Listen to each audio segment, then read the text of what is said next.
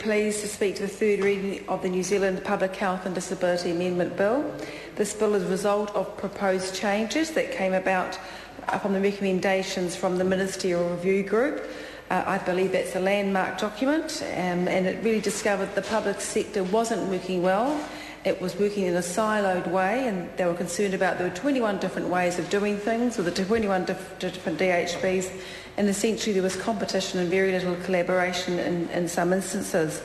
It's not a major restructure, Mr. Speaker, of the health system. It's about making things working better and working more collaboratively. The proposed changes will result in a better value for money in our public health sector and will enable greater national and cooperation in the sector and reduce that duplication and bureaucracy. The Ministerial Review Group comprehensively assessed the sector, Mr. Speaker, and I think they did an excellent job. I'd like to congratulate them for the extremely impressive work that they did. They made, in fact, 170 recommendations on how to reduce bureaucracy, improve frontline health services and improve value in the public health and disability sector, and this bill is about progressing some of those areas. Mr. Speaker, the public health sector faces many challenges. There's an ageing population with more long-term and chronic health problems, a health workforce that's been dependent largely on overseas trained staff, and this is all on the backdrop of international workforce shortages.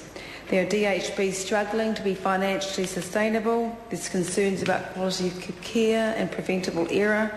And of course there's concern about the health indicators that we've had, and that's been quite a mixed bag compared to other OECD countries. So, Mr. Speaker, this bill is about ensuring that we have a public health system that is better positioned for the growing need and demand for it while the world remains in an economically challenged position. There have been a number of amendments to the Principal Act, and I'd just like to deal with the establishment in Part 1 of the Quality and Safety Commission. The Ministerial Review Group team were very concerned about quality of care and in particular preventable and avoidable errors. It's estimated that avoidable and preventable errors, adverse events, cost around $500 million each year, and that's staggering. This bill proposes establishment of the standalone commission, which could save up to $100 million each year.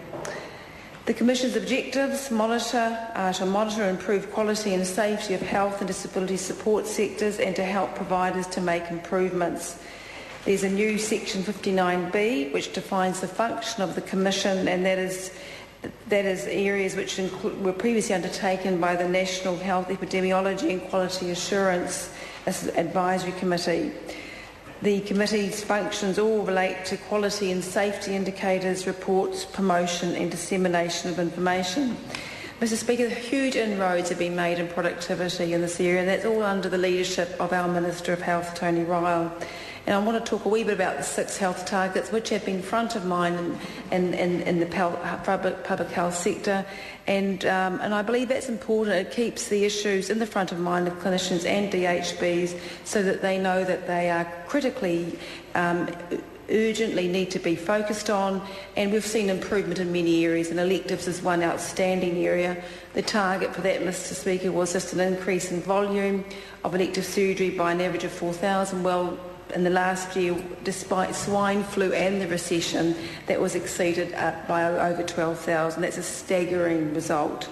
Shorter emergency department waiting times. Emergency departments are the front shops of DHBs, and the target is 95% of people should be treated within 6 hours, and it's pleasing to see that DHBs are stepping up, and that target is being increasingly achieved by DHBs around New Zealand. I visited Counties Manukau when they had celebrated their achievement of that target, and it just didn't happen overnight, Mr. Speaker. It was about consultation. Everyone from the orderly to the reception staff to the clinical team were involved and consulted upon and told exactly why it was important that target was reached, and it was all about collaborating and consulting and talking, and that's how they achieved that. Cancer waiting time, something which is particularly dear to my heart. Radiation oncology times have improved markedly since the last term of Parliament. Virtually every DHB in fact is achieving, every cancer centre is achieving the 6-week target, and we've had not one person under Tony Ryle's leadership who had to go on to Sydney for treatment. And by December this year, that target will go down to 4 weeks. and there's every expectation that the cancer centres will achieve that. That's also a fantastic result. Immunisation, another success story.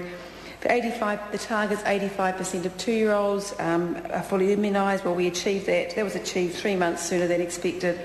Mr Speaker, we did have had a fragmented public health system, and we've had to and along with that, DHB's had to cope with significant financial and clinical challenges. There's been too much duplication and poor regional and national performance. This bill will go some way to ensuring that we have a public health system that is better positioned for the future. Thank you, Mr Speaker.